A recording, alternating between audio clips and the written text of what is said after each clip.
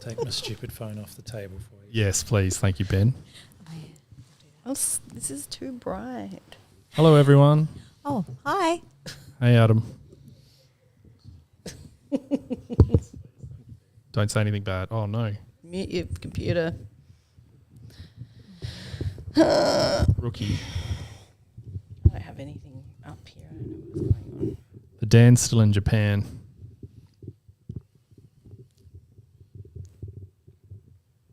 Jap Dan or Dan Pan? Dan Pan. I don't mind Dan Pan. Welcome back. Jap Dan. Welcome back from Dan Pan. Dan. Oh, no, just Japan. Someone get him a visor. cleaner. What's happened? Get Ben Oh, is he a complaining again? Get Ben I a need to buy some visor. I need to buy some new glasses. They're all scratched and it's Sorry, mate. hazing me up. Oh no! You better make it's the screen important. bigger. Oh, it's like Need a bigger cursor somehow. Star Trek. I'm making it as big as I can. I cannot go anymore. All right. You ready? Yeah, I'm ready.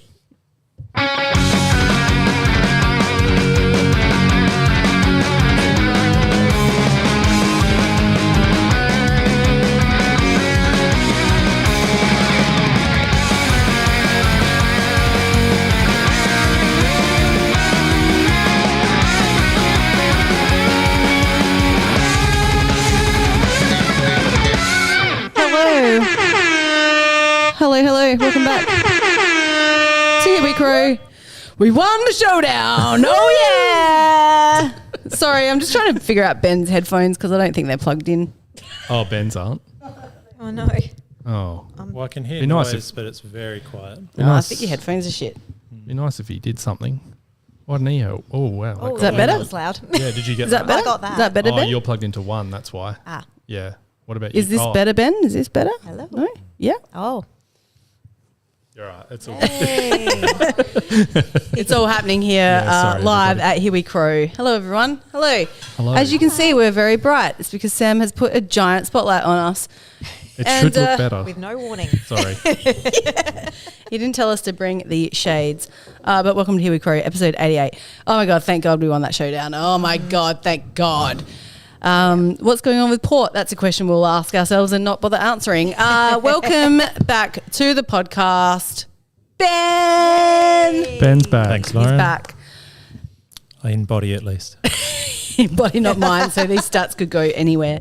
Welcome back also, Kate. Ah, thank you. Hi, Thanks Kate. for having me again. Yes, welcome back. And it might be the last week for Kate until a bit later on in the year because Yep. Dan will be back next week. But Yay, Dan. obviously your insight is very valuable, Kate, so we might actually have to call you up while Dan's also here, to be fair. And realistically, I'm missing most weeks anyway. So I can understand why I'm just the random Strath footy guy. Part-time podcaster. Yeah. Random Strath footy player. And welcome to Sam as well. Hello, Lauren. And we also do have a little special guest hiding in the corner. Lizzie and Maggie are here. So you can say hello to them, but they can't see. So Lizzie won't be in the chat tonight, people, unless she decides that we're saying terrible things. Party Magic says I'm Ned. It's true. Kate is Ned. I'll accept that. Just pumping us up. And fishing. Hello. I forget what we're doing because I've already had a stout and I was late. But we're going to talk about the showdown. We're going to talk Fog Watch. Woo. He is back. The beast is back. We're going to talk about some of the rumours and news that has come out this evening just now. But before we do any of that, Ben is back with no. the Yep. stats. Yay. Yep. Bigger and not quite as good as ever. So, debut player, the player that most sounds like a coffee order. No one? No. Lance Paccioni. So, I'm going latte, Goodness me. cappuccino. Yeah. This isn't a joke segment, Ben. Get on with it. Jesus, sorry, Sam. I'll get back in my lane. So, 1998 to 99, only played the 4 games with us. Played a few more games for Hawthorn and North, but then just retired at 25. So I think injury riddled was his issue. So, showed some promise but didn't quite get there. In terms of wins, we have beaten St Kilda by 88 points in the past. That was round 11, 2016, 7 goals to Jerker. Oh, yeah, and to that point in the season, we were averaging 114 points a game. Yeah, right. How exciting is that? Just imagine other teams would have been copying us if we could have won that stupid grand final. We'd have exciting, high-scoring football. Yeah, that's right. Instead, we got that ugly maul for about 5 years. So, oh well. Anyway. I say you're bitter, but we're all bitter about that. Yeah. Just some rando 88 stats for players. Keeping it going with Sloane, he had 88 behinds in his career. Jarman, the superior player, had 88 frees for. Jake Kelly, the not-so-superior player, had 88 frees against. Matty Connell, 88 clearances. Chris Massey played 88 games. And Sam Kerridge had 88 marks. Kerridge. Yep. And born in 1988. Just the 4, we've got Brodie Martin, Ricky Henderson,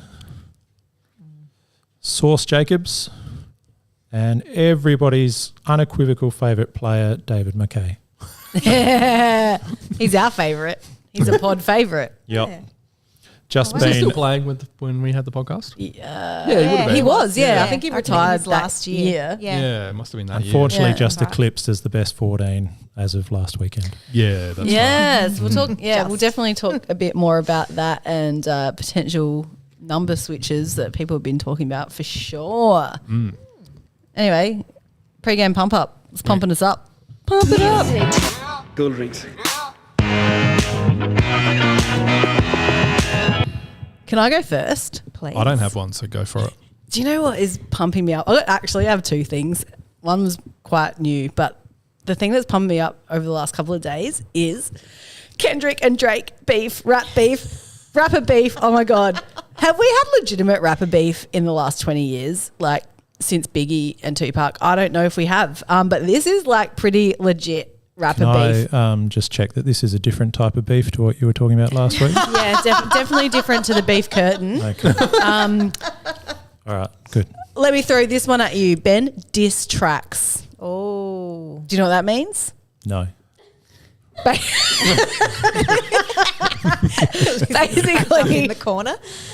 what basically Kendrick releases a song that's basically telling Drake how shit he is, and then Drake responds with his own track, goes, "Nah, actually, I think you're kind of shit." Well, this hasn't gone deep, friends. This is actually like serious, like, you know. Look, if you know what I'm talking about, you know. And if you are on TikTok, get into the whole deep dive into the beef. It's so fun. So it's like a dialogue of the old "You're So Vain" song. A little bit. Basically, Kendrick is saying to Drake, nobody likes you. You've whitewashed hip hop culture. Also, you have a secret daughter.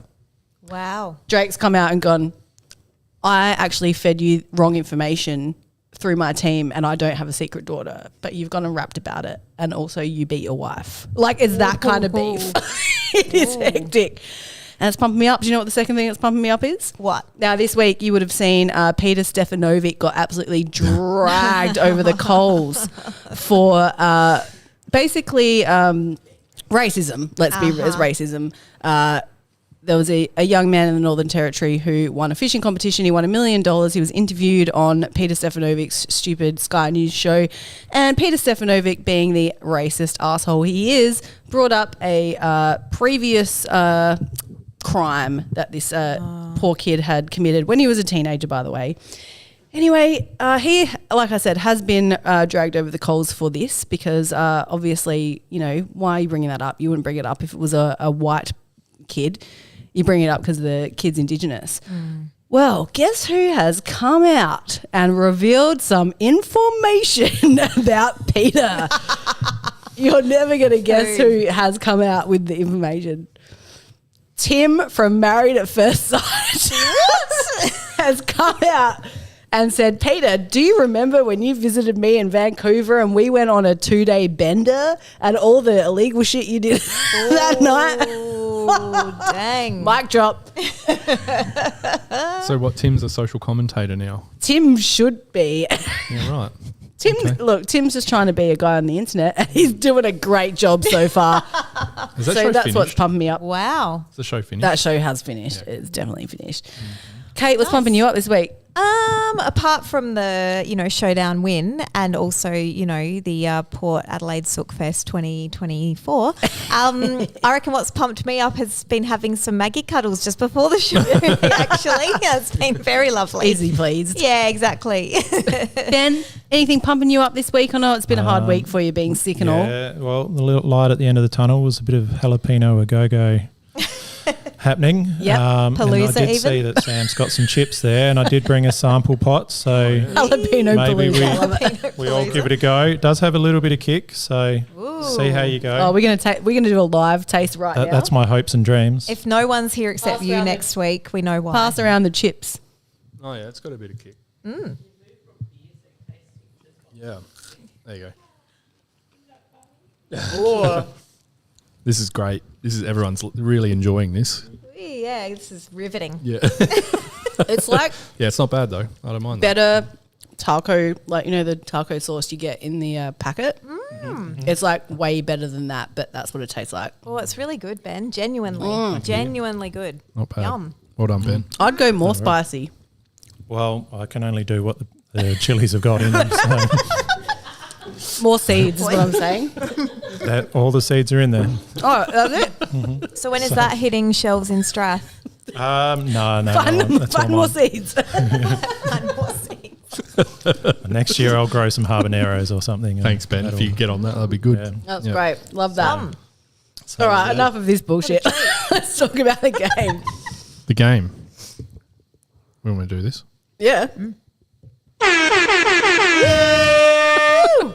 God, we love a Showdown win. Crowies. All right, so Crows, 12 goals, 6, 78 to 5 goals, 18, 48. Now, arguably, Port lost that with their terrible kicking, but, technically they did only have 5-12 scoring shots because 6 were rushed behind. But I just want to say, where have we been? Why haven't we been playing like this the whole year? Why did it take 8 rounds to get to this level? I mean, sorry, I'm forgetting the Carlton game, of course, but come on, like why? Why haven't we been playing like this? No, small tweaks to the game plan. Small tweaks. Yeah. Okay, well, that's We're great. not far off. We're just going to flip it on its head and play completely differently and look pretty good. Put people in Backing those different boys positions. in. Can you believe that Saligo started out of the team this year? Yeah, like sub.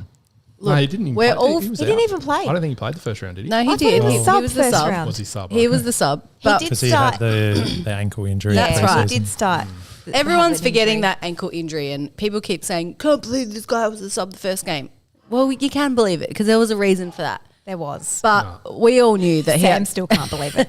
we all knew that he had to have a run in the midfield, and that's what Jake Saligo, friend of the pod, has done, and he is absolutely owning it on the field, and he has been rewarded with, I'm going to say, the first medal he's going to receive in the AFL. I feel like there's going to be more along the line. Brownlow. You saying Brownlow? I'm saying potentially. David King doesn't reckon he could win the Brownlow, but I think, Kingy, you are wrong. I think he could do it for sure. Well, he said that he can't win the Brownlow. He said he reminds him of Lockie Neal, and he's not saying he's going to win a Brownlow. But I think you should say that, Kingy. Go for it. Okay. Anyway, I'm just saying, not going to be the last medal around that kid's neck. No. So well done, Jake. Very, very pleased that Yes. you won the Showdown medal. In terms of the game, bit hard to watch at the ground when you are in the Western Stand and can't find a seat.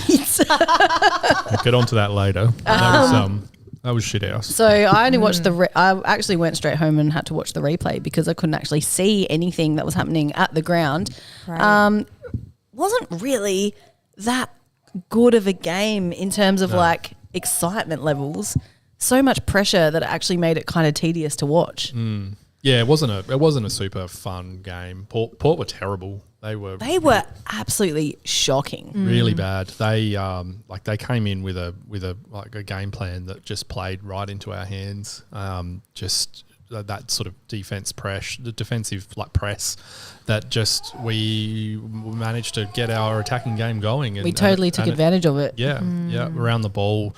They tried to hit us in tight, and it just didn't work for them. We've been beaten pretty much in every game by on the outside, and it just, I don't know why they decided that it was better to try and beat us on the inside. It was a strange setup. So is it Hinkley's bad coaching or Nixie's good coaching in that scenario? Because obviously we've won the last 3 out of 4 showdowns, and it's talking over the last few days. It seems like an age since the games actually happened, but people who have way more knowledge than me, talked about how we kind of used their high defensive pressure to work for us. We lured our tall forwards up to take the game on higher up the ground so the small forwards could run through the back and kick the goals. Is that a masterclass from Nixie, or is that Hinkley not doing something? Because I think we all know that Nixie's been hanging, he knows what Port's game plan is. Personally, I think it's us taking advantage of knowing how a team plays and taking advantage of it.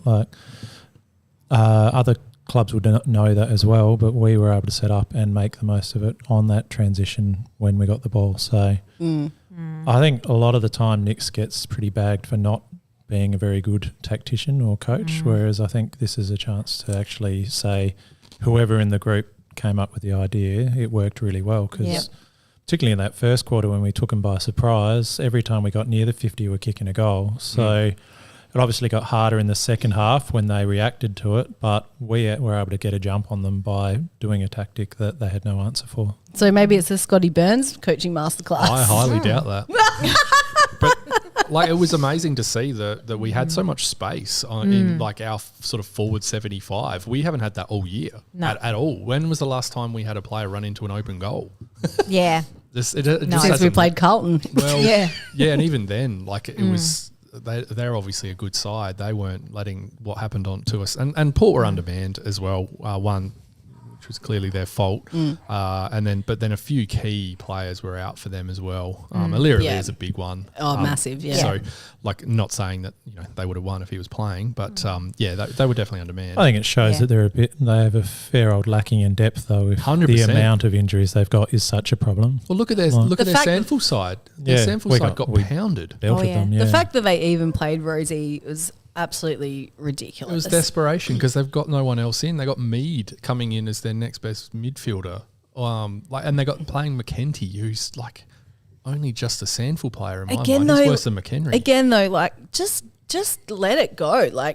Especially against the Crows. Obviously we won the game anyway, but don't. Why would you play him? It just doesn't make any sense. Honestly, if you, I was looking back at some of what was said before the game, during the week and in the lead up to the game, and even on the night, what Connor was saying, what the coaches were saying, and I just feel and this might be controversial, but I kind of feel like this is just a little perfect, tiny example, a microcosm of how much Port are arrogant and try to just believe their deluded version of reality. That it just seemed like they were all just so convinced that there was nothing wrong, it was fine.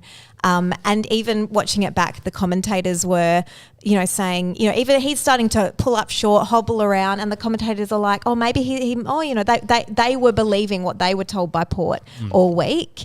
And it turned out to be utter rubbish. And I just think they're just the most delulu club in the league. Well, I think the problem they had is they said, he was sprinting fast, he was kicking really long kicks and blah, blah, blah. But it was just when fatigue set in, as if fatigue was going to be a variable that wouldn't come into play. You might not get fatigued, Ben. It'll be fine. Yeah, it's just... I don't know. It just seems very obvious that he's going to get fatigued, and that's too big a risk that he won't cope with that. They can't test him for fatigue because otherwise he won't pull up for the game. So that's it.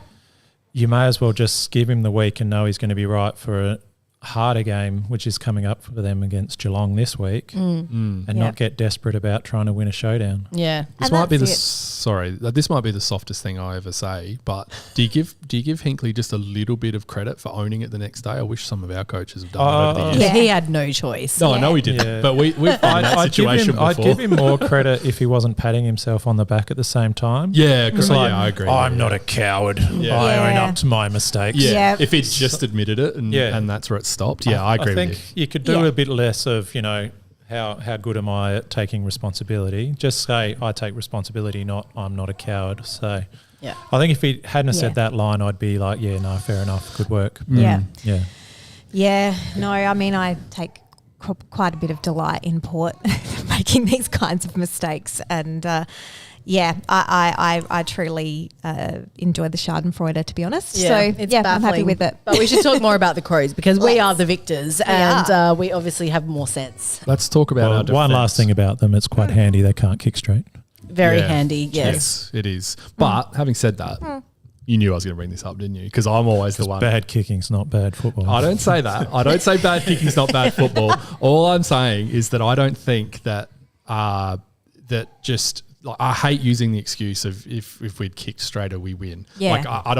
I think there's so many other factors in a game that the defence can cause to an opposition side that causes them to kick badly. So I think that just flat out saying like, well, if we'd kicked 6-5 instead of 11 behinds or whatever they kicked, then we win. I just hate that. I hate that when we say it for the Crows, and so by extension, I think we need to give ourselves more credit by winning a game. I totally agree. I think the fact that we applied so much pressure throughout the game meant they didn't have as many easy shots at goal, whereas we were so accurate because we were kicking shots that had no pressure or were super close. So there's certainly factors to why, but they also missed shots they shouldn't be missing. So and you got to give credit to our back guys who just keep going from strength to strength, and I think a few commentators are finally learning who some of them are. It's just, I think they did enact, plans and strategies to bring that about as much as Port might have not taken some opportunities. So one thing about our defence, which I know a lot of people keep talking about, is they're obviously a really solid unit at the moment, and Butts had a really great game. I thought actually, probably his first really good game for the season. I know he's been out a couple of weeks and stuff like that, but geez, how's that backline going to look when Murray comes back?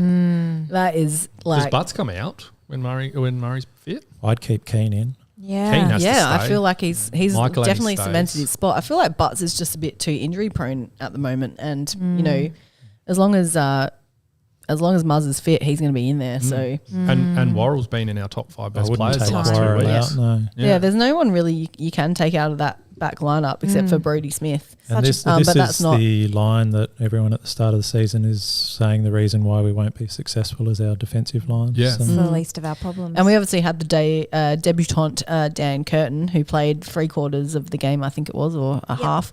He had a quiet but tidy game. Pretty good for a debut, I think. We didn't really do anything wrong, but he didn't do anything spectacular. That's right, but I don't think we need to ask. You didn't notice anything spectacular. Yeah, you didn't notice him going, oh, yeah, he looks out of place. Like he slotted in really well. Yeah. Add to that in our back line with his hair against Worrell. I couldn't tell. And Max, I couldn't tell who was there. When one of them needs to dye their hair. As mine. Yeah. But no, I think he was fine. I didn't love the fact that the whole Brodie Smith thing seemed like a set play.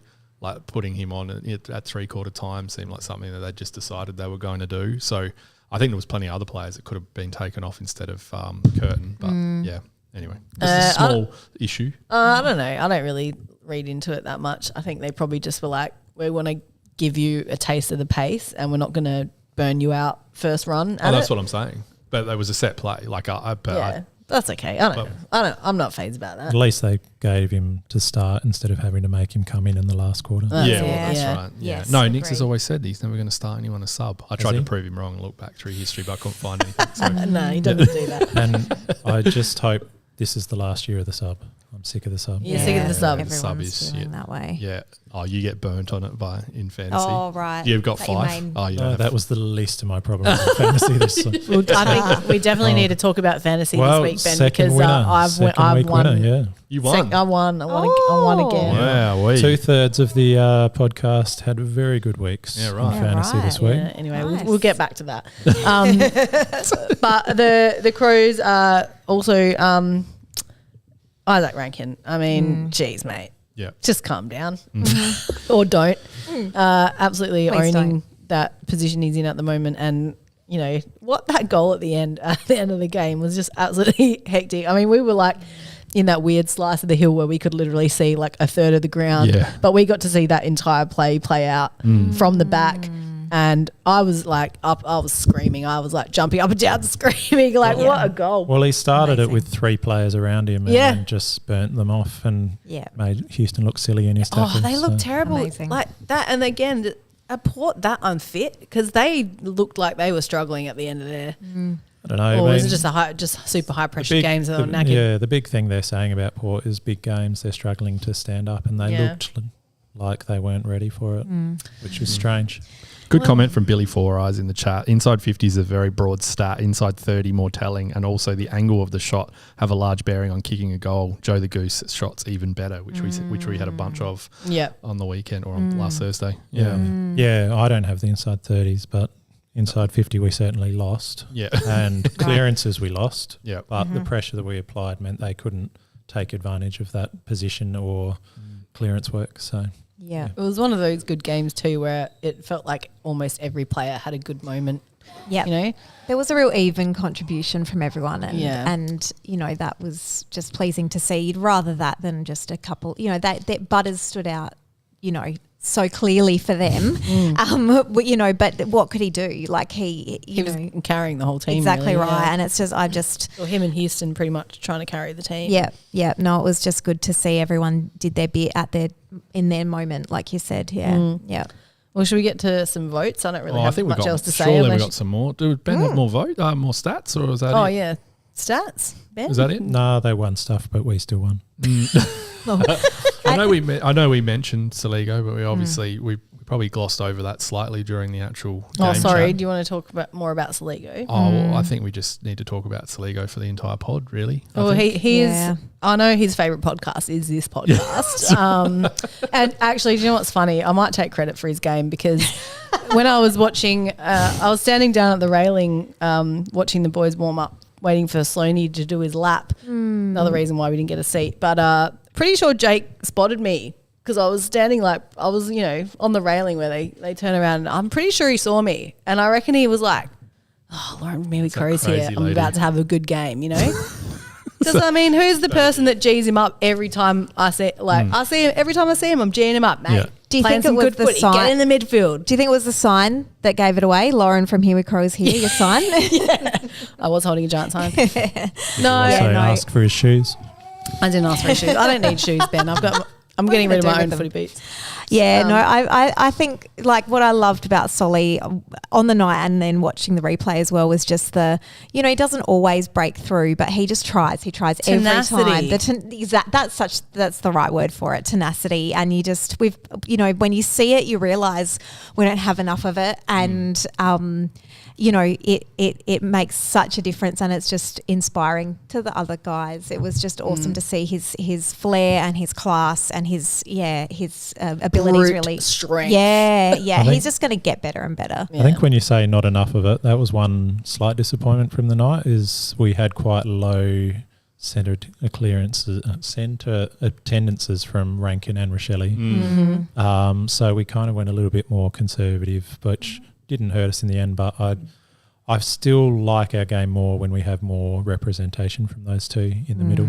Yeah, 100%. I think it's worth still talking about some of those things because we obviously we sit there and talk about them when we lose and it looks bad, but if they're still happening when we win and win well, I think we should still bring them up. So yeah, I didn't love that either. That was part of my notes. I also don't love our watching the replay was really obvious is how we kick out. Yeah. Have you noticed that we kick out to the same spot literally every time? This was driving me mental on the night, and I actually didn't notice it as much on the replay. Yeah. But where I sit, I'm up in the southern stand and a fairway round to the west, so it was just coming like at me basically every time. And I remember the days of like Sando where that was all we ever did from a kick out. Ever. We never varied it one time. Yeah. And it was a lot of that, I think, particularly in the second half. And it didn't come back to bite us the way I think it can against other teams where, you know, I mean, at worst it would kind of go out. It would go out and then we'd have enough around the ball to, you know, make something of it. But I really worry that against other teams we're just going to shoot ourselves in the foot with that, and we still aren't getting enough clutch marks from the likes of Himmelberg and Rob to make that a worthwhile thing to just do over and over and over again. Well, I particularly noticed that it was when we were starting to feel under pressure, that's all we did with it. Yeah, it's like a default. Yeah, and they were giving us lots of points to try different things, and True. we did not. So Yes, true. we kept particularly in that last quarter, it was just metronomic. It was heading out straight out that way. It's a good point, Ben. Maybe with 18 points, we noticed it a lot more. Yeah, but when we get nervous, that seems to be our get out of jail. I can't do anything dramatically wrong by kicking long out here. Yeah. Whereas if you take something on, there is a chance that you'll stuff it up and look really bad. Which is a thing that a lot of teams resort to. It's not just us, but it just seems like we are like someone mentioned metronome. But It's become too predictable to play against then teams can work out, all right, well, how are we going to get back into this game? And what Kate said was another note that I put down is that Himmelberg and Rob aren't marking it. So it's not loosening up. Rob had one mark again on the weekend in a game that we won pretty well. So But what a mark! Actually, to be fair, it was a really good mark, and it led directly to a goal. It did. So it definitely did. I remember it because it's only one. You can remember them. And I think Himmelberg had some moments where he was not strong enough in the marking contest. He went to ground very easily, which is a shame. By this time of his career, you'd hope he'd be attacking the ball hard and not getting pushed out quite so easily. The shift from how he played against North Melbourne to Port was pretty woeful. Well, he just wasn't standing up strong. No. I don't know if he was pushed off by playing. Burton. I don't know if he was playing for freeze or what, but I'd prefer him get beaten but going hard as opposed to get beaten and falling and trying to get a free kick. Because that's what I liked from Golan is that he always goes hard at it. He probably gets pushed off just as much, but at least he will always impact a contest. He looks a lot more impressive when he drops the ball than Himmelberg. Yeah. Himmelberg just ends up on the floor, whereas Golan's dived and flown. Yeah. That's going to be an interesting selection topic, I feel. I think we'd selections. already called Himmelberg anyway, and I've seen nothing to suggest that we were wrong in that. And realistically, that position at the moment feels like whoever's playing it, it's just a place card holder for Thilthorpe. Yeah, 100%. So I'm not devastated by which one of them playing. I know a lot of people prefer to see Golan because he hasn't really had a good go at it, but for me it's much of a muchness, and it's really we just need Thilthorpe back. Sure. I guess I can't remember exactly who made this point last week or in the Discord, but I think one of the points was let's try work Elliot up into something that we can trade and get some value out of. So I mean maybe there's a thought along those lines too. Yeah, for sure. Yeah. Might trade ourselves up from a late fourth rounder to an early fourth rounder. Who knows? Jaden's just pointed out, he did ask it last week, did Himmelberg beat up on a terrible North side or was he actually good? You did, His Jaden. sample form isn't good. You're right, Jaden, but he did kick a bag of goals the week before he got selected for the North game, so I reckon that's what got him picked. He looked good early, he got into that space and got the mark, and then he did get one goal assist where he kicked it around to Keane in the goal square in the last quarter. So he did a couple of things. It was just in the marking contest. It was pretty shabby. It was just so conspicuous, the things he didn't do as well. Did anyone else notice that Thilthorpe said he'd be back in a month when they interviewed him during the game as well? Oh, I didn't hear that. Yeah. Well, that's quite different to what they're reporting. Is it 2 to 3? It still says on the injury list. Saying 8 to 10 weeks. Yeah, well, I'm pretty sure. Maybe he's saying wrong, he's going back to full training in a month. Maybe. Okay. Yeah, that could be it. Yeah. But anyway, it was nice to hear because, we desperately need him back in that position. Yeah, I don't know why, but in my brain he's not coming back all year. I've just written him out of our team completely because it's so up in the air. If finals are done, surely he doesn't come back. The other thing I want to say about that too, on that, is Luke Pedler. There's been no confirmation from the club that he's going to be out for the rest of the year. So I'm pretty sure Nixie came out and said, I'm not sure where they got that from. Channel Whoever did 9 reported it, and people were kind of saying that as gospel, but the fact is they actually haven't confirmed anything yet. So you just hold your horses. I can't see him coming back for the year. Let me make that clear. But let's not go off one Channel 9 news reporter's tweet. We haven't heard it from the club yet. Let's calm down. Good point. Yeah. Have you got more notes there, Sam? Oh, just one. Braden Cook. What do we think about Braden Cook? He had a really nice start again, but he sort of made that a bit of a pattern in his plays, is really fast starts, which he did the week before as well, and then's really drastically fading out of the game. I don't think he's ever going to be a player that's going to get 25 disposals, but and he's got plenty of skill. I'd love to see him around the ball a little bit more. Yeah, I like what he does, but he does need to do more of it. Yeah. So. I want him getting all McHenry's possessions. Yep.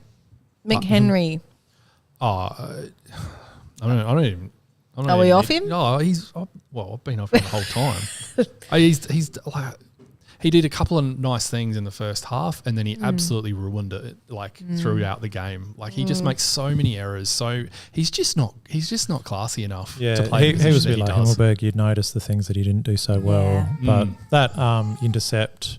Handball to Tex and then Shepherd for Tex to kick his goal in the first quarter was very impressive. That was excellent. He does some, like I said, he did some do nice very things. good things. Yeah. But he makes enough mistakes that I just in a tough game when we really need someone to stand up, I don't see it being him. Yeah, well, a lot of people talking about someone like Schoenberg potentially now that he's got his fitness back. I was going to bring that up in a little bit, actually. We'll talk about that maybe for the upcoming game. Actually, haven't done it. Can we do this right now?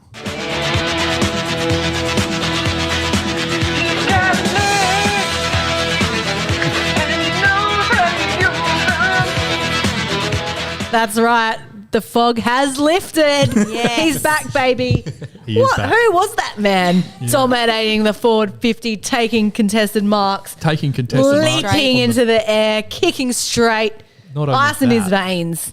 on the back flank as well, like just I all know. over the ground. Powering up, high up the ground, taking marks, bombing him into the inside 50. It was fantastic. Love to see it. Yeah, him taking marks just show contested marks, especially when we keep going wide, are just like absolute gold. So if he can turn himself into a player that's capable of doing that throughout a game, we're a much better team. And I do think, I don't know if it applies to the whole team, but I do think that he's been a few % off applies to Fogg. I feel like I've seen him trying to do what he did on the weekend, and for various reasons it has not happened. He's, I think, not been in the best of form at times, and also he's had shitty delivery and, it just kind of all came together and that little couple of % and he's back to being a bit of a weapon and it's a relief because I love Fogg and I don't want him to just fade off as Foggs can. I would prefer him to. And Fogg can definitely do that. Yeah. And to be fair, who was he playing on? I don't even know who that player was. Yeah, good point. Yeah. Or wasn't it Lockie Jones for the first? It was for a sec. What a disappointing player he must be for poor fans. He's another of those, isn't he? What a stupid matchup. Yeah. Anyone that has the hint of becoming a cult hero for them suddenly just falls to pieces and drifts into the abyss. I did say to Sam, at least he looks good. Yeah. Yeah, I reckon he does. Yeah, right. It's not. He's got that Not 80s yours. footballer look about him that I like. Yeah. That's sure. just me. I don't, not everyone has to agree. At least they haven't cursed him with a one word nickname like the future or the difference or one of those that have that's the death knell in Port. If you get a nickname like that, you're done. Who was the future? Who was that? I remember him. That was that Port player with the nickname. The name has escaped me. Yeah, I can't think of it. Someone in I the don't think even a chat Port fan would know. Should we give Roman a call? maybe. I reckon he had curly hair. Yeah, he curly did. Hair. Someone's got it. Do they? There's the package was one. Yes, that's right. Oh, that's Jake Stringer, isn't Stringer, it? yeah. Yeah. Far Well, out. BT had a new one, didn't he? Oh, the horny one. Oh, the horny horny one. That was going to be my nomination for the bads this week. Honestly, That has to go into the grosses, I think. yeah. Oh. The bad was that we were at the game and didn't hear that live. Yeah, I know. That's just gross. And it was so weird that he was sitting there talking up Horn Francis the whole game when he come under fire for doing the same thing the week before. A bit strange. Yeah, and honestly, the whole game, the commentary was off because they just kept going on and on and on and on and on and on about Port and their bad decision making, their bad football. I reckon, there was only a few moments where they're like, oh, Sligo, this guy's all right, eh? Oh, Worrell, this guy's all right, yeah. And that was like it. Hello, talk us up, please. Oh, thanks, Mateo. It was John Butcher. John Butcher, that's it. Well done, Mateo. Yeah, good call. Yep. Last piece of the puzzle, as the Quirky last. says. Yeah, that's right. They've had lots of them. Well, that's it. And, that's kind of what Port do, isn't it? They're just plugging holes while they're in the window, and they're going to be in a full rebuild before we bloody know it. And creating their own narrative about reality every time. Love it. Oh, we're pretty good at that too, actually. True. All right, should we do some votes now? Let's do votes. Okay. Ben, who have you got? Sligo for 3. And then I've gone. That's weird. You're just wrong if you don't. Yeah. Well, No, I was going to pretend like She's I was giving him the insulted, but I fourth couldn't vote. pull it off. I've gone with a few defenders now. So I went with Keane for 2 and Hinge for 1. So yeah? I think that part of the ground was such a massive part of the reason why we did so well for the night. Yep, Yeah. for sure. And I think for you, Lauren, I think Keane was the one who kept old Limpy Dicks down. So. I did use that nickname a few times on the night. Limpy Dicks didn't pancake Dan Curtin either, No, as the user suggested didn't that get would real happen. Close, no. Weird that. And Limpy Dicks was kind of limping around there, wasn't he? Big time. Couldn't bend Big over. Limpy Dicks. Okay, who you got? Do these They count. Yes, Yes, they to my count. vote Dan. now. Oh, well, no, seriously, there's been a lot of blowback about my votes. So You're going to go back and re-listen and count them don't all? worry about the extra work. That's fine. I'll put everybody in. Buddy, I'll put in freaking Mavis if you want. So. Do you know how much We've extra worn work him down. Look, we all do extra work for this podcast, Ben, isn't it? Except for you, so. Ben had to put an extra column in and he's pissed. Would it help if I set my votes in every week?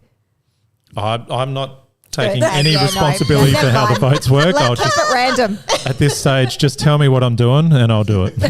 Oh, dear. All right, well, I'll give some serious votes then, shall I? Yep. So I gave 3 to Sligo for sure. Could pick it on the night that he was going to be the Showdown medalist. So proud. I gave 2 to Ranks. Again, just the flair and... even off, and I was tossing up between him and Rochelle a little bit, but he obviously got a few more goals. But, both of them I felt, even though they weren't in the middle as much, were doing a lot of 1%er, low credit kind of things around the contest that really did, open up opportunities. And this is the sort of stuff I think at the start of the year was really frustrating me from the likes of Rankin, just not doing enough off the ball. So I gave 2 to Ranks and I gave 1 to Dawson. I feel like maybe particularly in the last quarter when, they were starting to push and get a bit closer, he just led the way and, took some responsibility, taking the kick in, towards the end of the game to just really kind of keep everyone's head on. So, I gave 1 to Dawson for that. Nice. Yeah, I think we're so lucky to have Dawson. Yeah, he's the best. Yep. All right, well, I gave 3 to Solly. I gave 2 to Rankin. And I gave 1 to Josh Worrell. Plenty of intercept marks, few score involvements. Very good game from the Wasman. I agree Totally. with you. I gave 1 to Worrell as well. 3 to Saligo, and I gave 2 to Crouch. I thought his game was good. I like him in the midfield. I think he's our. I actually didn't hate Laird's game. I think he did some really nice things last Thursday. But Crouch is my preference as the midfielder alongside Saligo, and then someone more exciting. And I think tonight, we know generally when we've had a good game, we get a split of who we vote for. Yeah, definitely. It is an actual even contribution. So. Yes, I like that. Hi, I'm Tyson Edwards. You're such a quiet achiever. Tyson Edwards, quiet achiever. Ben, who's yours? Another defender, I went with Michael Annie. Solid again, 15 possessions, but going at 100%. And that one where he came Lays running, out to text. Well, it was to Rankin actually. Oh, it was sorry. the one he was running through the middle. Yep. And just absolutely broke through Port and just perfect kick to Rankin. That's really impressive. Love it. Kate? Yeah, actually, I went Mark Laney as well. I had a hard time leaving any of the defenders out of any of these, and I managed to only squeeze him into the quiet achiever. But I feel like on the night, there was just something about his presence when he was around the footy or around the play that, I just felt really made a difference. He just went about it in such a cool, calm, collected way. And, again, he was one that was maybe a little lost among the whole team that was lost earlier in the season. So, back to kind of what we were seeing last year more consistently, which I'm really pleased with. Yeah. Sam? Mustard. What? Okay. Oh, yeah. Keen as. So slow. Yeah. It's okay. Excellent. All right. Look, this is controversial. Oh, no. But I might have a tie. Oh, Might have a tie here. I didn't know we could do ties.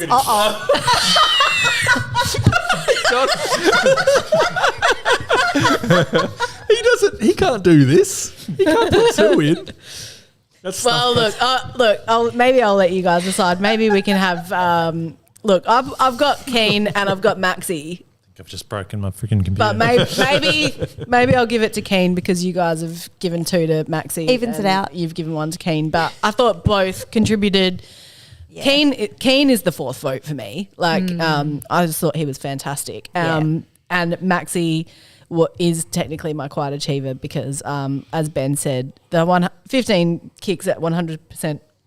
I was like 15 kicks or 15 disposals at 100% efficiency. It was just beautiful. So I'll give it to Kane this time just for Ben's spreadsheet sake. But very good game by both of those fellas. Definitely. Very impressive from the whole defensive unit. Agreed. What are we doing now? Is it you now? Oh, Yeah, it's you. That's me. Actually, I don't have any goods, so I'm going straight to bads. Footwear sacrificed at half price and equipment slashed to half price. Rowan Jarman's huge half price sale. Don't miss it. Did we end up deciding whether we're doing the dog act or do I just bring it up here? I didn't have time to really That's okay. write Let's the just do rhyme it here. down. That's okay. I'll do it here. But anyway, Sorry, guys. I'll finish on that. Bads. Tom Morris reporting on the AFL stance on domestic violence. Yeah, that is bad. I've got an additional bad to that actually. Yeah, I've got a couple too. It's Like calling related. people out. Yeah. It's related to that. AFL, while I respect the fact that you're a corporate entity and love to jump on a good cause, bit rushed. I feel like this was all a bit rushed. It was obvious to me before the news came out, but giving the coaches a script to read at the press conference is not great. I want to actually give credit to Ken Hinckley, who for some reason I ended up watching his press conference. It was purely by accident, but he actually went off script and said some quite important things about it and addressed it quite frankly and honestly and brutally, and I respect him for that. Matthew Nicks did nothing of the sort, but I'm not going to hound him for that because why do we have to give them a script? It couldn't be more hollow, to be honest. And I don't really want to get into a crazy discourse about this particular instance, but the importance of this issue cannot be dimmed.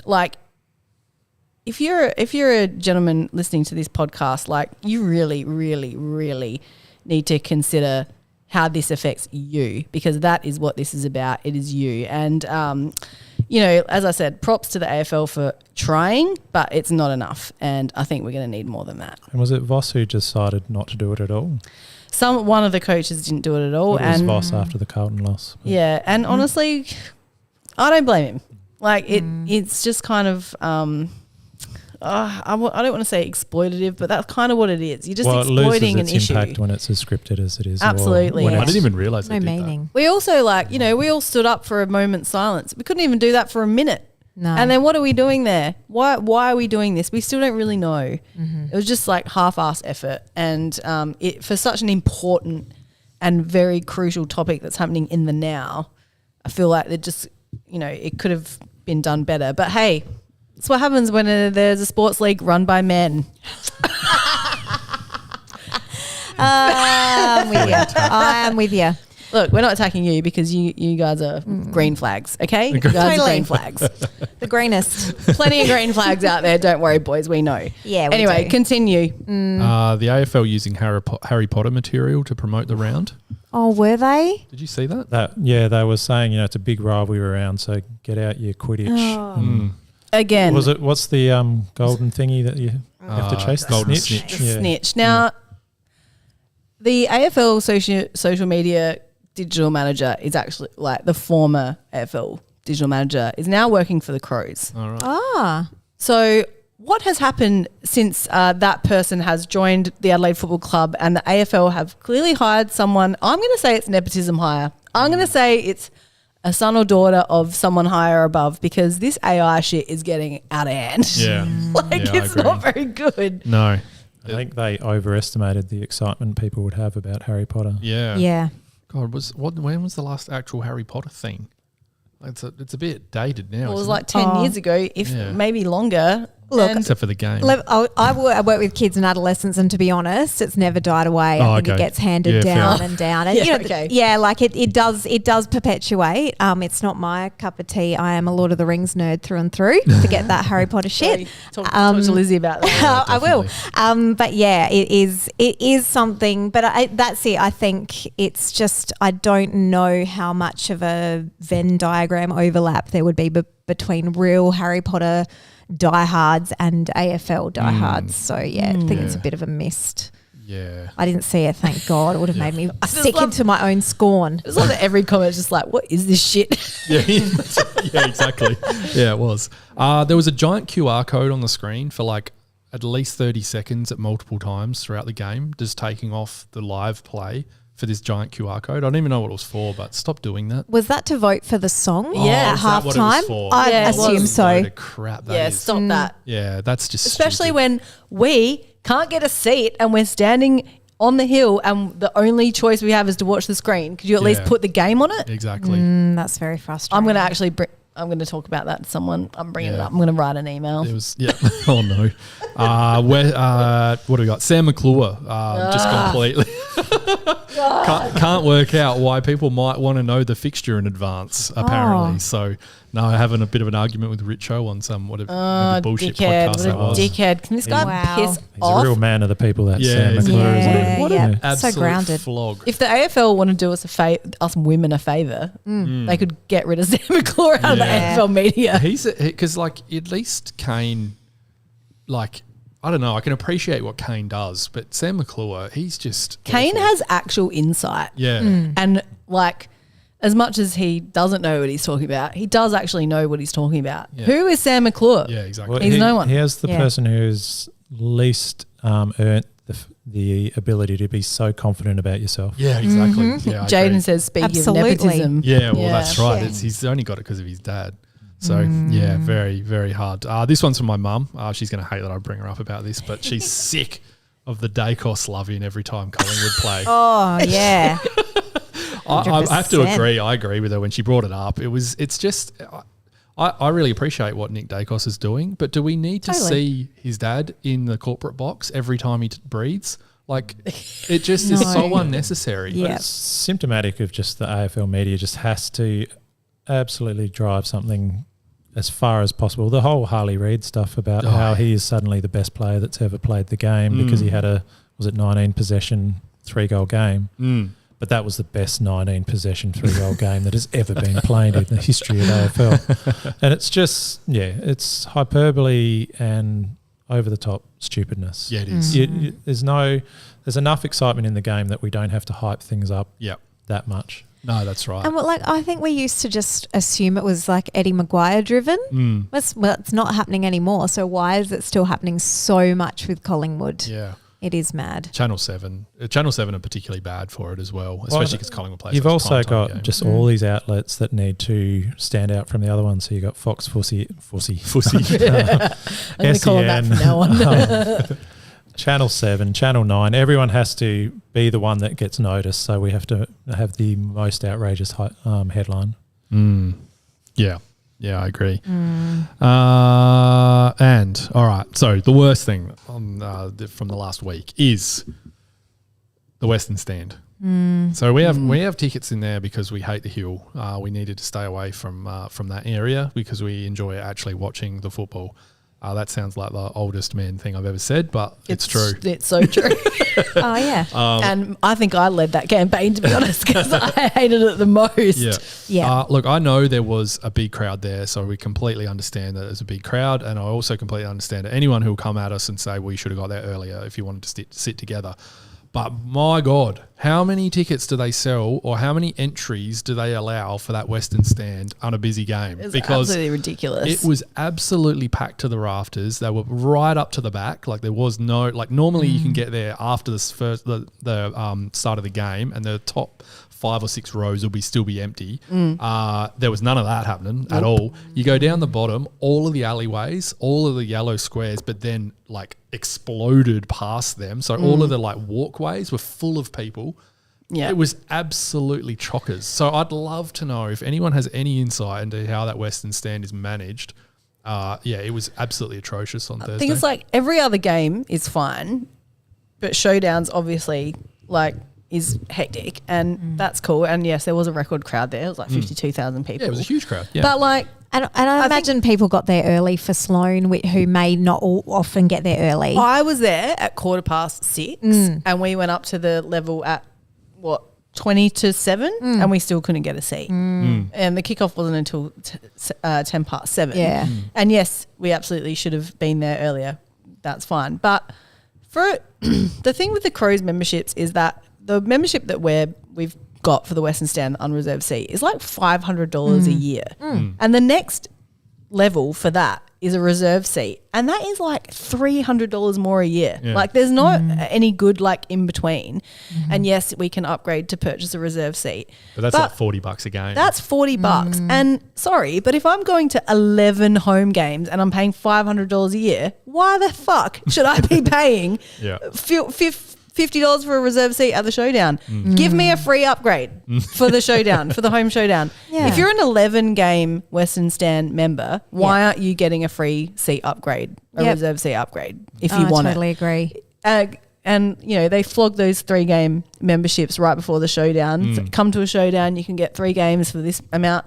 Yeah. And so all of those people are in the Western Stand. Why are they getting a seat? Yeah. Why shouldn't I get a seat over them? They've just bought a membership. This is bullshit. Yeah, That's not good enough. Yeah, I totally agree. And Christoph said in the chat, meanwhile, the Eastern Stand was 100% sold out and way emptier than it should have been. So, Yeah, I did see a lot of empty seats over there actually, because I was spying on them over there, thinking, can we get in there? Can we please have your seat? Yeah. Look, there's plenty of reasons why, like, you know, if we'd got there 2 hours earlier, I'm sure we would have found a seat. But there was only 4 of us, maybe 5 of us. So it wasn't like we were trying to, you know, get an entire row. But there was nothing. And that's the other problem about reserving seats, though, is that there's 5 of us that go. So then, you know, one person has to buy all of those tickets at one time. So that's a big, massive money outlay for one person. And yes, I know obviously everyone gets paid back, but, you know, it's kind of, it's not easy to do. No. You know, so it's kind of annoying that we can't just get an upgrade. Yeah, whereas like I pay less than that for my membership, and I sit up 3rd level Southern Stand, but pretty close to the front, fairly way around to the west, like I said. So it's a good view, and we just get our seat every time, no problem. We could have rocked in halfway through and got the same seats, you know. And I mean, that said, someone had to kick some poor people out of their seats when they rocked in a little late. But, you know, surely the more you pay, the more you get looked after by the club, and that they ensure that you have a good experience. And great. It's great. We can boost some income and some, you know, revenue and some membership numbers with 3 game memberships. I think that's awesome. But it shouldn't be at the detriment of people who pay to be there for the whole season. Or just have another option where, you know, it's a little bit more expensive and you do get a reserve seat for the Showdown, you know, instead of having to pay That's madness. Or I don't know. I wish there was like an in-between membership that it wasn't like, you know, between $500 and $700, you know, that I could actually afford to pay. And the group thing, why isn't there a group membership where you can all group up and there's like 4 or 5 of you and you have like, you all pay it together. Yeah, that's right. To kind of get a discount, because I know people aren't just going alone or with one other person. Like they're going with their friends and family. Yeah, that's right. And we can't get a family discount with all of us idiots. No, that's right. So make a group of friends discount. Come on, Crowies. Yeah. Yeah. Hope you're listening, member services. Probably not. Have you No, got probably anything not. else? Nah, that was my worst thing. we just want to have a bit of a whinge about Well, that. I had because- myself a little bad. Oh, what was that, Ben? Okay, so you might have seen it going around a bit. The traps, the Elizabeth Eagles. Oh, yes. So struggling a little bit. Lost their first games by 340, 254, 283, 516 points in a game. Yeah. So, and I think that last game someone kicked 29 goals for the match. So the one individual. So How is that even time in a game for that amount of goals? I don't know. The reason it's in my bads, I played myself a under 15s premiership for the mighty Elizabeth Eagles. No, your old club. My old club, Argana Park in Elizabeth. When I left, we were in a good shape. I don't know what's happened since then, but Might need to go down, offer them a coaching. and this is a club with a bit of history. They on their website they've got 8 AFL VFL players. A few of them I haven't heard of, but ones that I have heard of, Johnny Platten. Yeah, right. In fact, I was coached by the lesser-known Platten, Jerry Platten, Jerry. in my under-15s premiership year. Then we have a Stuart Cochrane. You might remember him, played for Port and North Melbourne. I actually played with Rings his a bell. brothers when in my team, so they were a nice family. Then we step it up a bit. We've got Michael O'Loughlin from Sydney, Oh. played for the Elizabeth Eagles. right. Yeah. Oh, wow. Okay. And the one and only Peter Vardy. Oh, Yeah, right. There you go. So we're not talking about some dodgy football club here. We're talking about No. one with a bit of tradition, and they have absolutely found themselves in a real hole. So Yeah. I don't really understand. I think over the years the way they've set up the league has changed. Like they play all over Adelaide instead of just being in a northern league as such. So maybe Yeah. that hasn't done them well. And Christoph's just said that a bunch of players and even coaches I heard left at the start of this year. They can hardly even field a full team at the moment. Yeah. Ben, you better get down there. I actually heard I think it's a bit of a commute for me to go resurrect my Elizabeth to Eagles. Elizabeth. Well, I was career. gonna say, Come on, if Paddy Dangerfield can do it, you can do it. I think my only chance is playing, lining up at full forward where the ball will never come. I wouldn't. And I I should wouldn't. be able to get through a game. I wouldn't be too sure, Ben, because I heard actually on the way here heard they interviewed on 5. I just flicked 5AA on, and they interviewed the president of the club, and he's 51, and he's out there playing for them. Yeah. Oh. but So I don't think he lives in Strathalbyn though. no, true, but they were saying if anyone wants to come and play games, so you do have the opportunity. Yeah, wow. Maybe Yeah, it could be that's Sam's tough. footy comeback. Maybe. Yeah, that'd be good. I need to get some goggles. Sloaney will have some you can borrow. Or you could do a Mason Cox and have a glove and goggles, and he Yeah. had the whole shebang going on the other I day. could do that. Yeah, that sounds good. Oh, Christoph said it's happened to the Marlborough Magpies as well. So I think there's a few clubs out there that have suffered. I think there was a few clubs out there that were paying players as well, and have there's a much stricter laws on paying players these days. So a few clubs have suffered as a result. So yeah, not ideal. Yeah. Vardy said he saw the score and presumed it was an individual named Elizabeth who lost, not a whole team. Well, I saw Fitzroy have come out of nowhere what the hell? to be playing again. Yeah. And it's got the Fitzroy, Guernsey. So. Yeah. Wow. It's strange. Anyway, what's next? Anyway, I don't know. We've done the Fogwatch segment. Pete's Oh, yeah. Pizzas. Pete's Oh, pizzas. Pete's. Yes. We can do that. Absolutely. Might leave this one with you. I can. I have a feeling that Maggie might be having a meltdown. Maggie's Mountain Down. It's not ideal. Good old baby stuff. Yeah.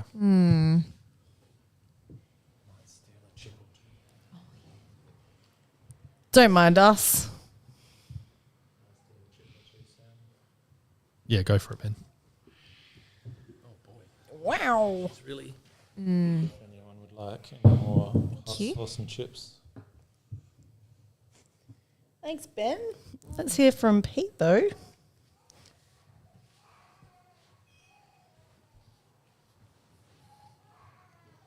Oh, the good old download. Oh, Takes of a course. minute. I like, Ben, I feel like that little bad of yours was your opportunity to stake your claim to fame in the footy world. All these brothers and cousins and so on that you You've played read with. him correctly. Yeah, yeah. No, it was just I just was surprised that was the club that everyone was paying out. The old team. I do remember having one game playing against, I think it was Smithfield. 5 goals every time we used to drive up to Freeling. I'd let the kids know, yep, that's where I played and kicked 5 goals. And Henry's like, yeah, sure, Dad. Yeah. Bit of an unaccountable centre half forward, full forward I used to play as. So, yeah. Very nice. Bit of a Sloan dog. All right, let's hear from Pete. Never mind. We're not hearing from Pete. What's going on?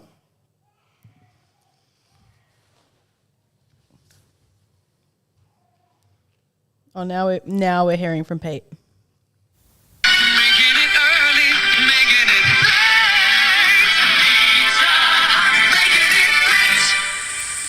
Hi everyone, welcome to Pete's Pizzas. Thanks again to the Here We Crow crew for giving us all a platform to celebrate together.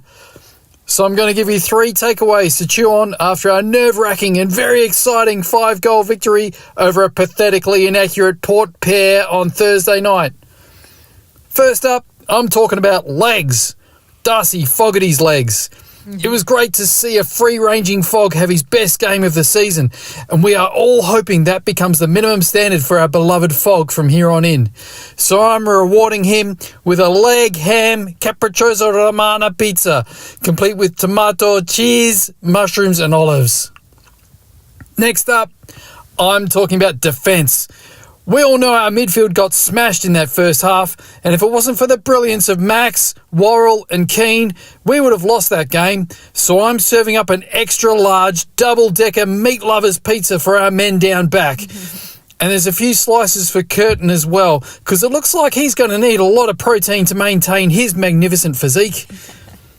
And lastly, and most importantly, to the Showdown medalist, Jake Saligo, I've made a delicious goat's cheese, feta, fig, fennel and pork pizza for his best on-ground performance. Who knew putting kids in the mid would actually work? So on to next week, and let's make sure we consolidate this Showdown victory with a win against Brisbane on Smothers Day. Thanks, everyone. Thanks so much, Pete. Great job, Pete. I'd change the YouTube screen, but I don't know how. So you're just going to have to look at Pete's freaky pizza man for a little bit longer.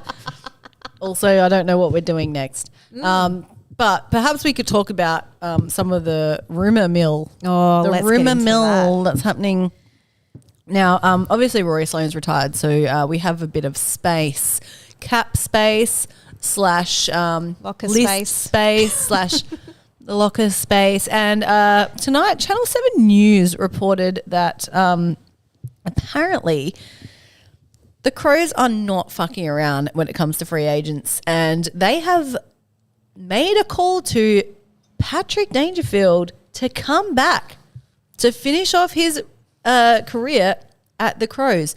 Now, That sounds a lot like we are screwing around. You don't say. like, I thought that the point of Paddy going to Geelong in the first place was he was going home to finish his career. And he started his raise a family, there. yep. So Go now we surfing want him in back. tuxedos. We're like, hey man, there's almost like we've gone, hey, we can't get James back, so Paddy, are you keen? Interesting. It's slightly insane. It feels a bit like we've gone, maybe the role we had envisaged for Sloaney over the next year or less was a bit of a kind of, player / development coach, and now he's sort of just maybe able to fulfill a little bit of that role instead of the whole role. And it just seems strange as well, since he's just gone off for his second hamstring for the year. Yeah. So I don't know if that's reliability we're looking to bring into the club.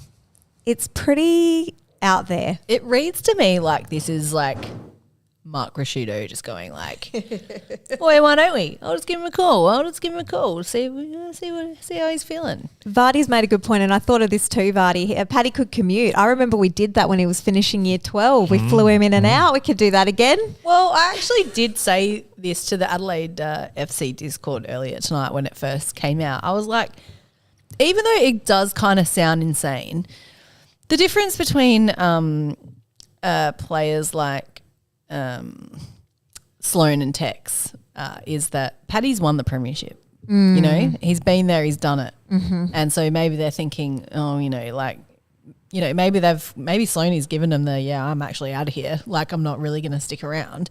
Yeah. And so they're like, shit, we need someone else to fill that kind of Sloane hole. And, Paddy's the premiership winning Great Crow. Yeah, someone did say, I think it was Timmy G. I was listening to 5AA a lot. He did is it kind of the Luke Hodge to Brisbane kind of look? You know, it's like, well, you're not going to quite fit into sort of where we need to go next at Geelong. Or you have a look around. And if we only give him like 1 or 2 year contract, then, his kids are kind of old enough now where he can probably commute and travel and be away for a small period of time for a couple of years.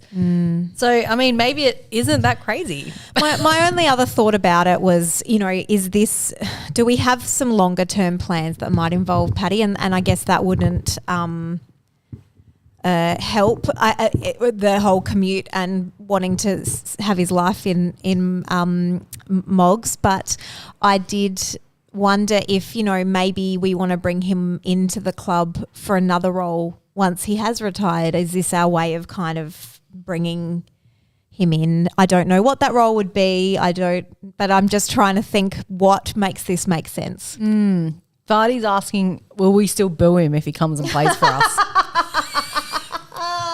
Depends on how he I plays. think the boo turns to woo, woo.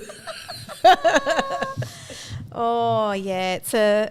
I think it's absolutely nuts. And It is. because it's nuts, I want it to happen. You know what I Yeah. mean? Like just for something crazy to happen. God, I'm having just flashbacks to, us bringing Bryce Gibbs over and us bringing Wayne Carey over, and none of that worked out awesome for us. Like, it just feels like a bit of a, hey, we can say this legend who is somehow linked to South Australia and the Crows, in this case because he used to play here, is going to...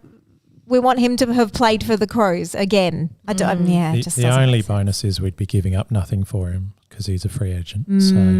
That's true. So there's no trade capital that we're using up, but yeah, it's an odd one to me. Yeah, very. There's a baby on the TV. What does Maggie think? What does Maggie think about this all, Sam?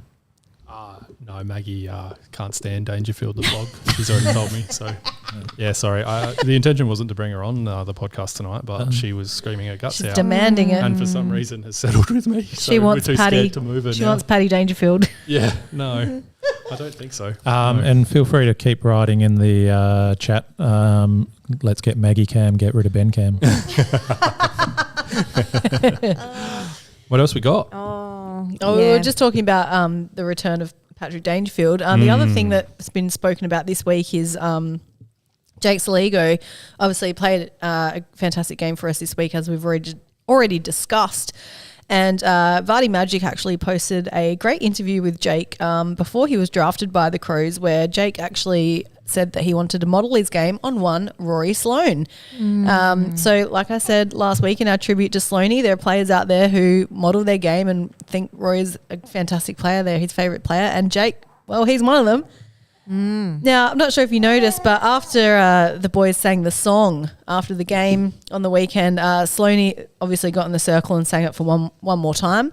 But he made a beeline for Saligo after that song was sung and gave him a big hug. And, a few people out there are saying the number change might be happening, that Jake has been offered the number 9 from Sloaney. Now, obviously, that's definitely potentially a thing that could happen. And, when you say it all like that in one big story, it kind of does make sense. But do you have any opinions on that at all? Well, everyone's saying it's whether that happens or whether he has to fight LDU and Will Hayward, because they also already wear the number 9. And they're obviously both coming to Adelaide. So Obviously, it's a done deal. yeah, so I don't know. It's going to be a very sought after number. Well, so Young Beans just said D-Max number 14, and that's something I was thinking of when this came about. I was like, well, you could be D-Mac. You could be D-Mac. A loyal soldier to the club.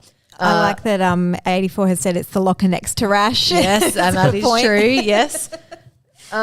Sligo, a massive D-Mac fan too, though. Models the game on him too, says Vardy. So nice. Yeah, right. he's got the best of both worlds. And I think, they live in the same house, so it's probably worth having a locker a few doors down, not straight you want next to to be each A bit other. of space. Yeah. Yeah. Fair. I don't know, like, if it happened, I wouldn't mind it. But I also am on the create your own number kind of, create your own legacy kind of vibe. I think at our club, and I know it's different at every club, but I think at our club it means more with the Guernseys that have been passed from First Nations player to First Nations player, the 23s and the 18s. That has a lot of meaning, and I think everyone I think there's just a lot more wrapped up in those players representing that number, obviously. And I think with other numbers for the rest of our team, it's been a little bit hit and miss with some of those numbers and who they've been passed on to. So, For number 9, though, we're talking Tony McGuinness, Yes. Tyson Edwards, Yes. Rory Sloane. True. 3 greats. Yes. 32 Pressure's has on. been pretty prestigious as well. Yes, it has. That's yeah. true. I'm thinking more like the 36 and the, the 24s six. or the way we stuffed the up 6, yeah. Oh, yeah. Vardy last also year. said that that D-Mac thing was a joke. Oh, no, we're rolling with it as gospel, Vardy. What are you talking about? Yeah, we need another. We were talking about this the other day. We need another 52 Ren. Yeah, on day. Could that be Gallagher if he gets in? If we pick him maybe. up in the mid-season draft, or Toby Oh, Murray, maybe? Yeah, could be. Could That'd be be. funny. Just whips out the 52. That'd I'd be love that. good. Yeah. Social media. Oh, McGuinness See. was number 11, not number 9. Well, who am I thinking of then, Vardy? Tell me. Who am I thinking of? Why did I think McGuinness was number 9? I was thinking 11, but then I thought, well, she said it so confidently. I did. I really did say it Linda. confidently. Linda. Oh, I'm cooked, mate. Don't mind me. All right, we got anything else? Maggie knew that. We should preview the Brisbane game. Now, We totally. done social.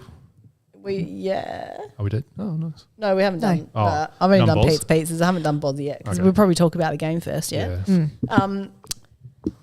I forgot to get Dan to hook us up with our Yeah, Brisbane the Brisbane nuffies. So mates, sorry, yeah. Nathan and the other guy whose name I forget.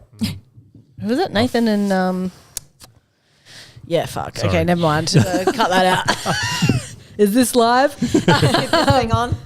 Now we're obviously playing Brisbane, who've just had massive injury problems over the weekend. Yes. So that's going to be an interesting game, and also the classic Mother's Day clash. Is Lizzie coming to the football for Mother's Day? She was until Maggie half just an had a hour ago. meltdown. So now we're a bit unsure. She's a baby. She's going to have meltdowns. It's going to happen everywhere. Everyone has meltdowns Yeah. at the Crows games. She'll fit right in. I'll take her and scare my mum half to death. Also, Anyway, Party said Brisbane- you're not allowed to swear, Lauren, because he's 12-year-olds watching. Okay. Ben, talk to us about Brisbane, please. Literally, your first word there was a swear word, Lauren. I said, Okay. Well, apparently my hearing's pretty bad. So, so they've got a record exactly like us, 3 and 5. We're actually one above them on percentage. So they've lost to Carlton, Freo, Pies, Cats, GWS. They've had one decent win against Melbourne, and otherwise they've beaten the Suns and North. So, don't know. Their form's not great. Stats-wise, they are first for kicks, second for marks. So that gives you an idea of how they play the game. And only 14th for handball. So a lot of short kicks to get their way through defence. Dane Zorko.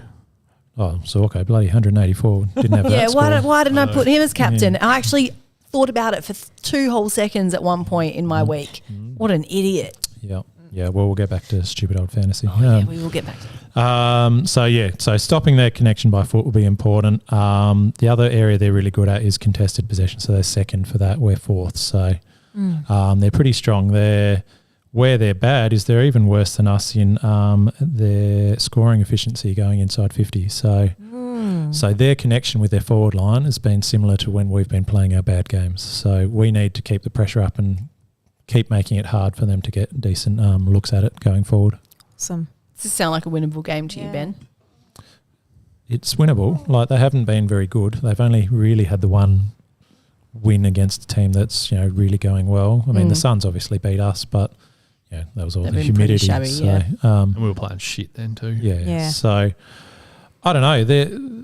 Their form doesn't look great, and they've been under a lot of pressure. If they'd lost to the Suns, there would have been all sorts of get rid of Fagan talk and all that sort of gear. So it's probably nice that they had a bit of a win and feel a bit confident.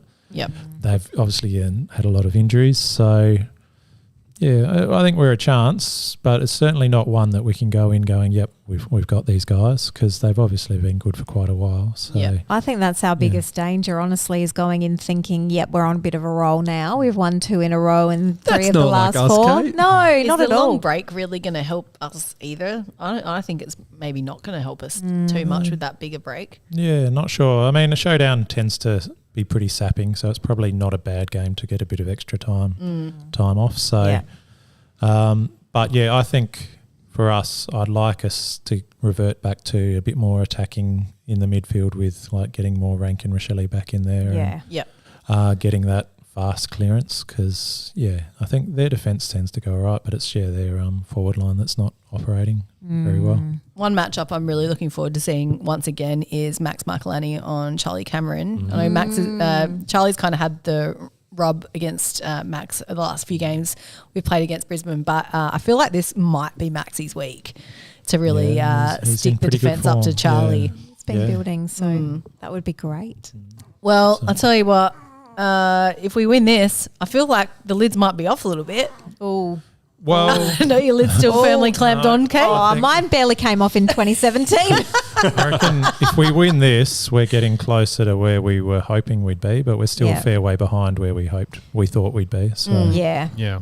we've dropped a lot of games that we shouldn't have dropped. So we're still playing catch up at this point. Yeah, yes. But at least we're seeing signs that it's not a completely wasted season. We're feeling a little bit better about things, I feel. Yeah. Jaden makes a good point. Is Cameron playing? Is he hurt himself? Yeah, he did hurt his knee, didn't he? Yeah, we actually don't know that. Did he play out the game? Because I saw there was that thing where he was had to, didn't they? He was limping around like he had one leg, and the umpire's like, "No, you got to stand right here," and he's having to hop across because he couldn't put any weight through his leg just so he could stand in the right spot. Oh, gosh. It was some weird stuff from the umpire. But they got there. a ton of injuries. Key. It was McCarthy is a big one for McCarthy, and then what's his Charlie Gard? Is it Gardner? Maybe there was Noah Answorth, was it? And Answorth got concussed. Was he concussed? Was he? So McCarthy and one other did their knee potentially. Not ideal for them, but it's obviously good for us. Yeah. So we got Bozza. Let's play Bozza. Bozza will tell us who's coming in and out. And we still got our Armfield. You got that button too? Yep.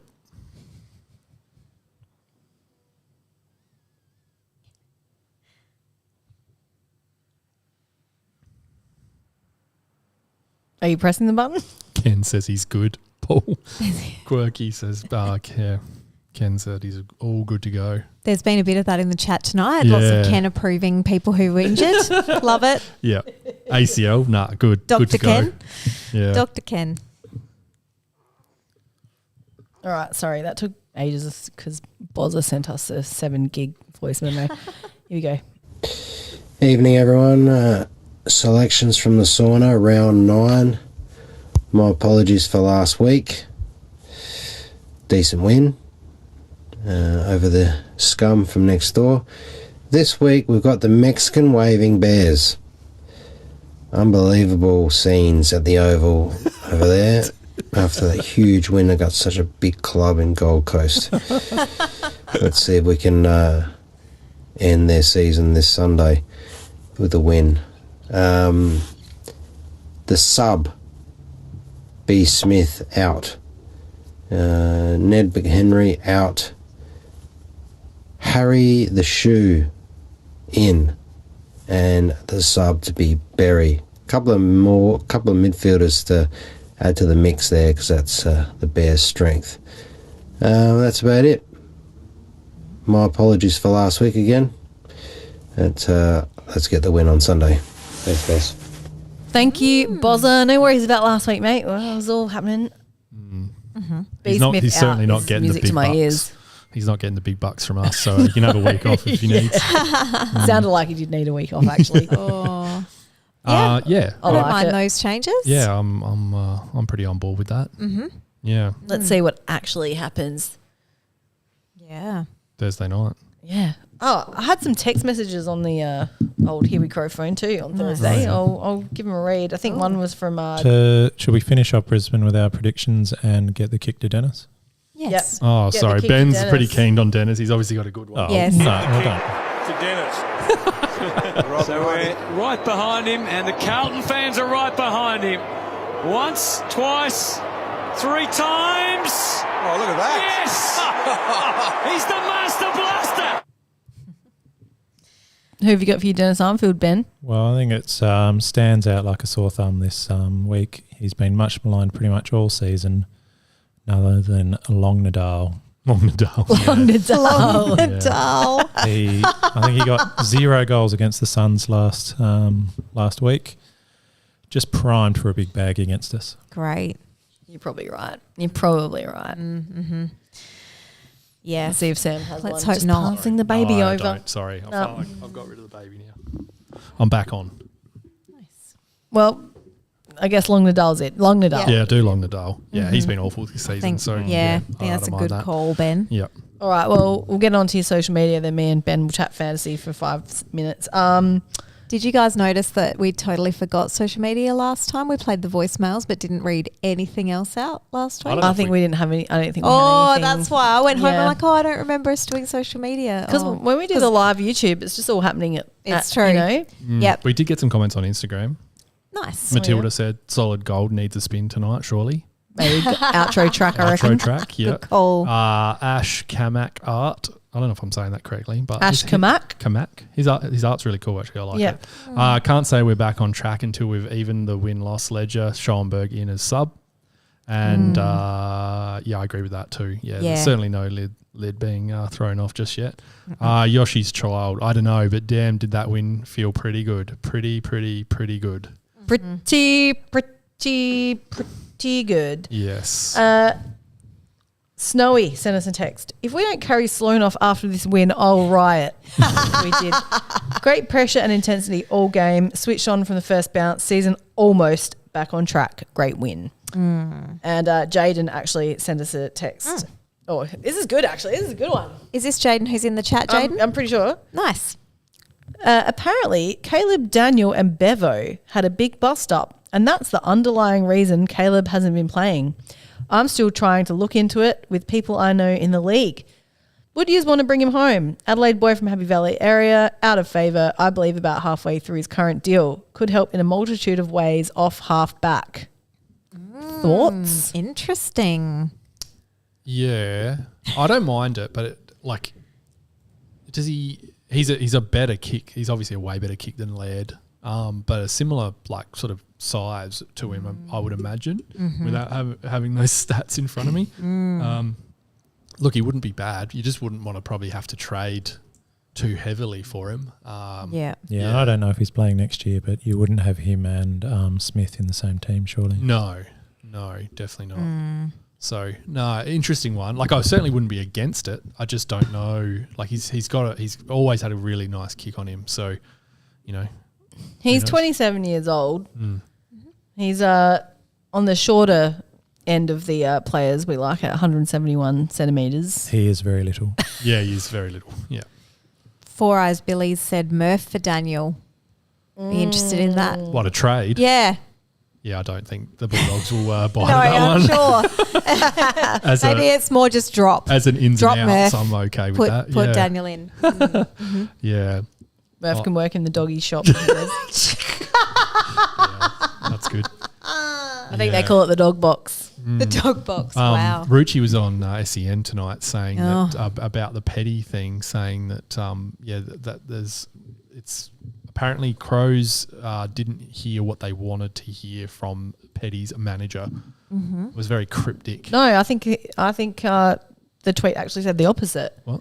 I think they I think he said that Petty's manager didn't like what the Crows had to See, say. this is what I couldn't work out. So you're taking it that way. Yeah, that's what I'm saying. Okay. Other way, yeah. Griteo is saying other way around. Yeah, okay. Well, basically, I think they called the Crows to double check, and the Crows are like, "Yeah, no, we're rethinking this thing." Okay. Yeah. Oh, well, I'm actually happy with that. I think Petty's Just wait until he's actually a free agent. If we want to get him, we'll just get him for free. But I don't think we need him at this point. Well, he's not showing enough form that we should be giving up a lot of. The 2 first rounders everyone keeps talking about. Yeah, no. Yeah. He played really well on the weekend, but Yeah. the games before that, he's looked worse than Fogarty has this year. So I don't really know why we'd do that. He doesn't look consistent enough or play a role that's worth putting, that sort of investment trade-wise into it. Yeah. Griteo. Thoughts on trading Dean Gore, current real estate agent, for Paddy Dangerfield? It's only fair. I'll give you that one, Grit. It's only fair, Griteo. Yeah. Oh, God. Yeah, not good. All right, fantasy. Ooh. Ben. So, win number 2 for you, Lauren. So, Yay! You broke the 2,000 mark as well again this week. I did, and I think I was in like the top 6 scoring points for the league. Yeah, you would have been right up there. So, yep. So, 2060 for yourself. And then, old Sambo. No wonder I haven't heard a single complaint about us talking about fantasy this week. Bring it on, actually. Yeah. I jumped like 15,000 places, Ben. So I'm pretty... Yes. Dodging every single bullet. I almost did. If I didn't have Whitfield, I reckon I would have dodged almost all of them. Yeah, getting a 22.01. So, and you actually beat Collective Mids as well. Here I come. I spoke to Collective Mids recently, and he is off you, Ben. Oh, no. Because he reckons he gets stomped by you every time you guys play each other. Well, there's no reason to be off me. He can't understand it. It's all part of the game. Actually, up until this week, I'd say the reason this year is because I've been doing quite well up until this weekend. Well, you've actually got this week, you've got a friend of the pod, Tom, who's actually the top of the ladder in the fantasy league. You're up against him. There you go. Well, I need to bounce back because he's worried. I had myself a nicely managed Rosie in my team. I traded in a Tom Green for 7. Oh, no. Well, that's the only reason why I won this week is because my opponent also had Rosie and Green in his team. Yeah, also had a heavily tagged Whitfield. Roberts on field for 48 or something. So it wasn't my weekend this weekend. It wasn't a lot of people's weekends. There was a lot of good, like highly owned players. Well, I went from ranking 500 odd to back out to 1,500. So I did drop 1,000. So yeah, right. She's let me down with the captaincy score this week, unfortunately. But maybe it was good that I had the C on him because otherwise he would have gotten nothing good. So yes, so that's enough fantasy. Who am I trading in, Ben? Who am I trading in? I've got 134k in the bank. Nice. I also have 3 Suns midfielders, and I feel like I need to play around with that a little bit. Is that Rao, Anderson, and someone? I got Miller, Flanders, and Rowell. Oh yeah. I traded in Rory Atkins. I'd probably try and upgrade Rao personally. That's what I was thinking. All right, I'm on the right track. Never mind, don't need your advice anymore, Ben. Okay. She wants to take credit for the next one. Whereas I'm got to get rid of a whole bunch of people because I think Yo's injured, I think. Well, yeah, they said he's out for 2 weeks. That's another player I might have to trade out is Harley Reid if the Hammy's gone. Yeah, he's just going to have to sit on my bench because I've also got to get rid of Rosie. Yeah. I can't trust anything Port Adelaide do there. No. Which means I just got to sit my very expensive Tom Green on the bench as well this week. So. Oh boy. You can tell Rosie would be one of those ones that Paul will just say was nothing and then he'll be out for like 3 weeks as well. Yeah. Oh yeah, no, he's out of my team. I can't hold on to that. So I'm going to go early on a player that's been absolutely stinking it up this year and had one decent week this week in Clayton Oliver. I'm going to just give that a go. Give him a crack. Right. I mean, he must be pretty cheap at the moment then. He's down in the 700s. He is cheaper than Saligo. Wow. How the mighty have fallen. Yep. And then probably try a Rosie up to, I reckon, Bontempelli after the week the Bulldogs have had. They play Richmond. He's going to score 155. I traded Bont out ages ago. Aren't they? So those scores at Freo got. So yes. So there you go. There's the secret. Whoever I'm playing this week, you know exactly what I'm at this stage doing. Got some insight there, Tom. We'll see what happens as the week goes on. Yeah, everyone's dropping off because this Yeah. fantasy no Yep. one likes fantasy. Young All right. Beans, I yawning. love got, it. I've got Prediction- nothing to contribute. predictions. Predictions for the weekend. Ben, what do you reckon? Well, I'd hope that we're still good enough to win. I don't think it'll be easy. I'm going to go with a 16-point win. Ooh. Kate? Yeah, to borrow a phrase, I'm going to back the boys in, and I reckon we'll win. I think it'll be tight. I'm going to say, by like 8 points. Ooh. Sam? Yeah, I think we're going to win. I reckon we might win quite easily. I'm going to go with 36 points. Been big margins from you the last couple of weeks, Yeah, I one know. way or And another. mostly wrong. Yeah. Well, I agree with all of you. I think we're going to win, and I'm going to say 23 points will be the margin. Yeah. Barty votes for a 2-minute fantasy stopwatch. Yeah, and I just agreed with him on the chat.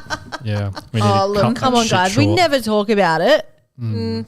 Making up for some lost time. One And would you gotta- question why we have a fantasy league if we're so... I We should would- only- Yeah, well, we could talk about the league, not your bloody trades. We're obviously going to talk about it if I win the game for the week.